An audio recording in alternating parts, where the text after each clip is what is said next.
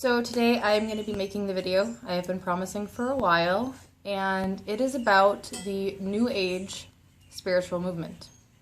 And I have my husband Royce here with me because when we met I was very much living this lifestyle, and I wanted to make this video not just from my perspective, but I want him to chime in when he remembers something, or just how it was for him. And before we get into it, I want to make a disclaimer that this is solely my perspective on living in it for 7 years. So of course this is not about every person that maybe considers themselves New Age or spiritual, just my perspective. So I'm really just going to kind of jump right into it. So when I moved here to Colorado when I was 13, and my dad is a very spiritual, I don't think he would consider himself New Age, but from what I've noticed, a lot of people don't consider themselves that term. They just like spiritual. And the thing about that is, in that particular community, is it means you can believe whatever you want. And the reason that I've called this video Why the New Age Movement is So Dangerous is because I'm really amazed that I didn't turn out really bad because of it. One of the things that the movement believes is we are all gods and goddesses. They believe in one soul. We're all energy. We're all combined. And that there is a higher power, a God, but we're connected to it, and we're also gods. And if it just stopped there, that would be perfectly fine. Everyone has their own beliefs. But the problem is the teachings that I was taught for the most part. And one of the worst, in my opinion, and it kind of ties into everything is a choice.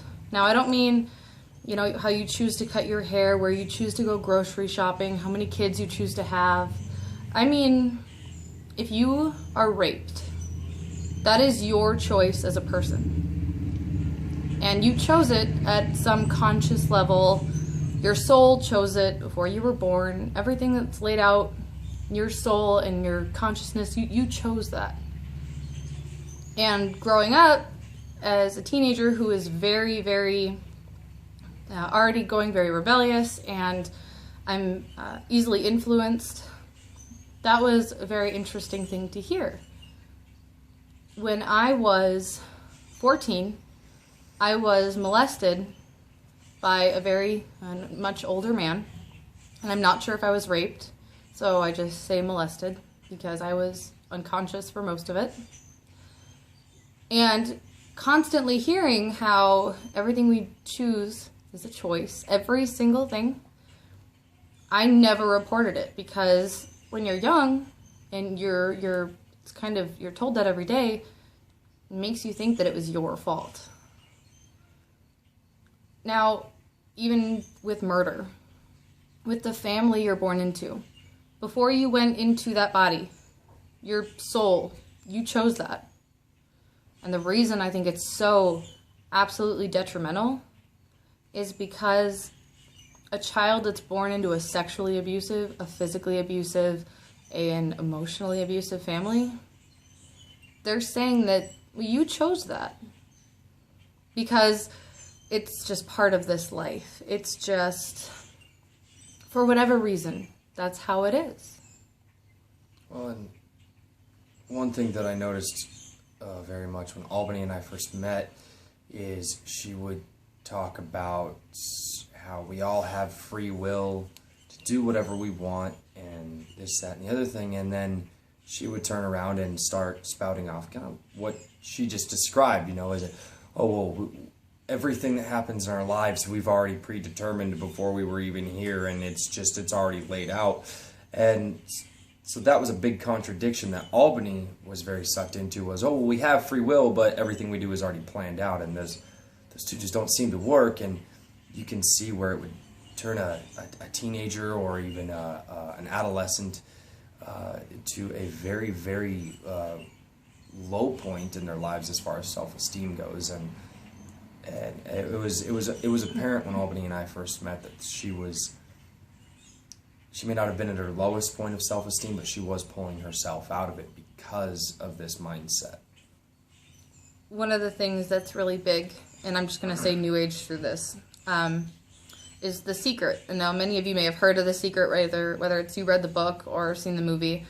And I mean, I've seen all of them. What the Bleep Do We Know, Down the Rabbit Hole, The Secret, Everything. I think there's one or two more, but in the New Age movement, there is no holy book because they don't believe in organized religion. There is no scripture, or basically there's no rules. It's whatever you believe is it. But with that, they teach that there's no such thing as right or wrong. Everything is an opinion. And kind of going back to rape and murder, there is no wrong or right. And what I was constantly told is, it's just truth. I heard that every day. It's just truth, because there is no right or wrong with truth. It just is. And with The Secret, and I'm pinpointing that one because it's probably the one that most people know, I still wake up sometimes and I have anxiety attacks. I have panic attacks when I'm alone because I remember it. And what was beat into me, not beat into me, but what I constantly heard was, what you focus on, you create. Now, at the base level, that sounds fine. You know, you think about good things will happen. You think about bad things will happen. And I guess it doesn't sound so terrible. But when you're told that every single thought that comes into your mind, the universe, literally, it just sends out this energy into the universe. And the universe will bring it back to you. I still have panic attacks because of how much that was told to me. You know, your mind goes somewhere. You watch a horror movie and you keep thinking about, you know, stuff that happened in the horror movie, or you say something stupid like, I was pregnant and our son was jumping on my or like pushing on my belly, and I was like, stop, you're going to give your mom an aneurysm. And someone in this movement, they were like, don't say that. You do not want to bring that into your life. Like, because I said I'm going to have an aneurysm, I'm all of a sudden going to have an aneurysm and I'm going to die. Well, and to take something that far, too. I mean, it's anything. It's anything. It's like, you know, your boss talks to you at work and they're like, we got to do this, we got to do this, we got to do this. The boss is really increased. They're like, wow, this day's going to suck. You know, or anything of that nature. Or, you know, I'm so tired. It's like, because you said you're tired, that's why you're tired. It's got nothing to do with, you know, the chemicals, or because of lack of sleep, or because of any other thing going on with your body. You're tired simply because you thought of it. You're angry simply because you thought of it, not because, you know, the guy driving home almost hit you. You know, that's not why you're angry. You're angry because you thought of it. And you chose it. And yeah, exactly. And you chose it, you know. One thing that's told to us constantly is, like, if Royce, because his job relies on the weather. If it snows really bad, if it's really muddy out, chances are he can't work. And we got into a really, really bad bind with money a few months ago just because of weather. And we were told that he needs to start focusing on better things. And because of our financial issues with him not working, it was that was our choice. Yes. We chose to put our family through this really incredibly stressful time. We have 3 kids under 3. We have had days where we've had days where we ate baked beans and our kids ate the rest of the food because it was just really tough. And I'm so thankful we're out of that, but just to hear that we chose to put our family through that terrible time because we couldn't basically control the weather with our mind. And the reason I'd wake up with anxiety attacks is because every time I thought something really bad, like with Royce, sometimes he has to drive a couple hours to his job site and it's in the mountains and the weather can get bad. I would have weeks where I would just think, you know, and not that I'd want it to happen, but he's going to get into a car accident, someone's going to hit him, something's just going to happen. Basic worrying. Exactly. Just, you know, he's the love of my life and the father of my children. I worry about him constantly when he's not home. And I would make myself cry and I would make myself physically ill. I've thrown up simply because I kept thinking, well, I can't stop thinking about what if something happens to Royce, and if he ever got into a car accident, that was going to be my fault. And if that's not detrimental to you, I don't know what to say.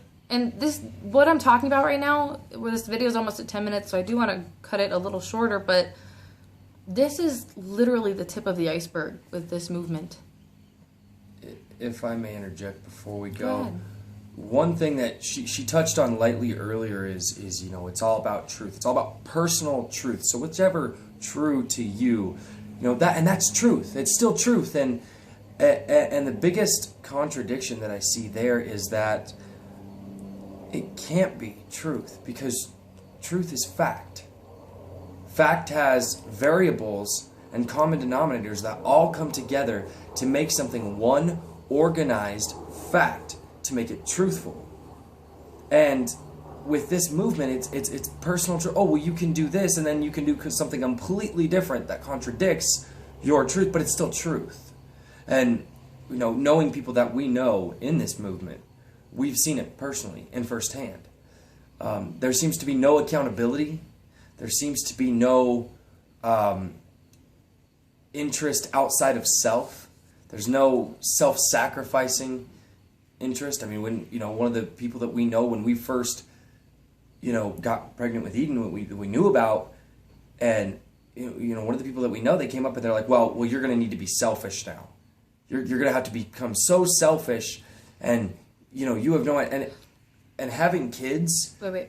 The only way that we would not be selfish is if I had an abortion. That was the only possible way that we would not be selfish. And this is a person who believes that everyone needs to make their own choices in life. But highly disagrees with the choices that others make if they're not the ones that they choose. It's just the constant contradictions that I hear in this, and what she used to talk about all the time. We used to have not arguments but debates. It got bad often. sometimes. Oh yeah, sometimes, and it was funny because you could see. I mean, Albany, she debated with passion and heart, and very much how she still debates now.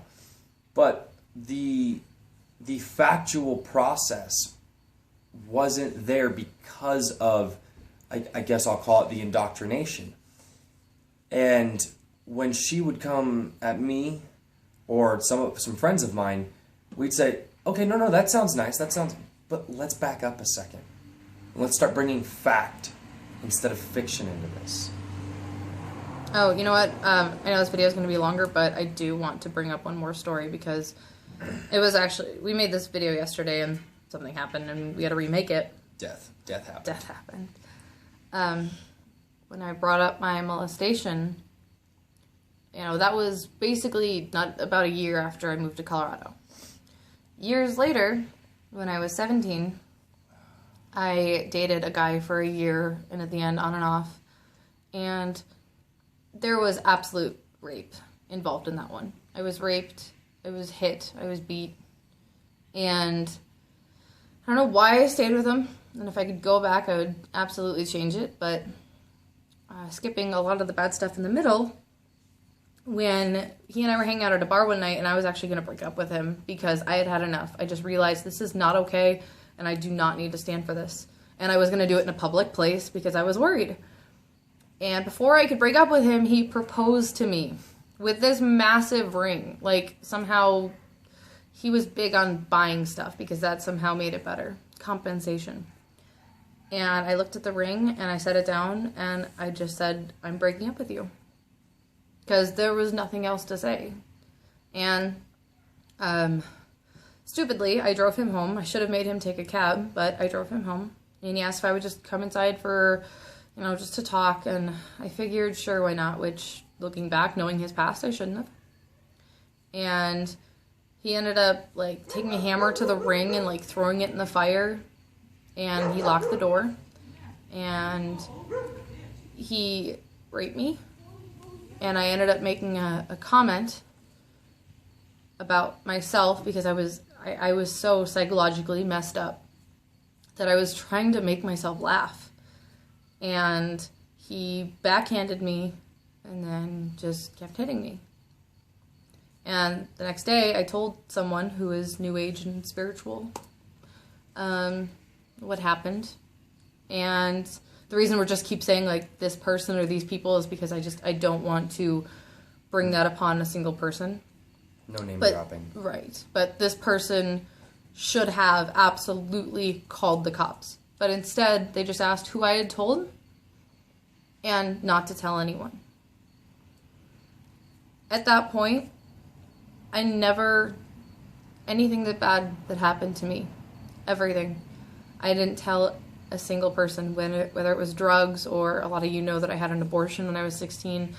I didn't say anything because I felt like everything I did, and if it was wrong or something really bad happened to me, it was my fault and I chose it. And I'm so undeniably grateful for Royce, because if it wasn't for him, I cannot imagine where I would be with my mindset. Because, and like I said, not everyone in this movement is like that, I'm sure, because that would be like generalizing all Catholics or all atheists, and, that's just silly. But I actually fear this growing movement because of its teachings and what people talk about, and I fear it more than any religion, and I want people to be very careful. Just like in a video that she and I did a while back, the Great Demoralization, this is a very, very selfish movement. This movement very much thrives on the free-spirited, the no rules, no consequences, do what you want, and nothing, Yeah, that was really bad for a teenager. Yeah, there's no guidelines. It's what you feel. What you feel. Which means if it feels okay for her ex-boyfriend to beat the holy crap out of her and do the things that he did, that was okay for him. That's his truth. But if you told that to any of these people, they would completely deny it. It would sound asinine. But it's what they talk about. And everything I've said, everything, I have been told by numerous people in this movement, rape is a choice. And I don't mean the rapist, I mean the victim. Yeah, the victim chose. The victim, before they were even born, their soul chose to be raped sometime in the future. However, they also believe that, but the body has nothing to do with the soul either. That it's all separated. Oh wait, this is just a vehicle, So the bad things that happen to this skin here, that's okay. Because we're spirits. We're just spiritual. The skin means nothing. Your body means nothing. So what does it matter what happens to the body? What does it matter whether it gets beaten, raped, deformed, killed? Because we're just spirits. And our spirits know more than our skin will ever know. And that's where reincarnation comes in, and that just keeps going on. But that's a whole other... We could keep going, but this video is almost 20 minutes, and I do not want to keep going. I wouldn't be surprised if you and I do another one on this.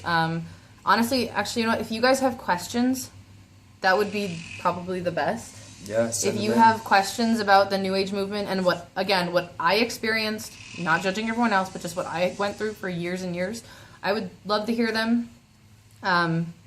Because I'd love to do another one of these. Because again, I'm very against this movement. I am so against it.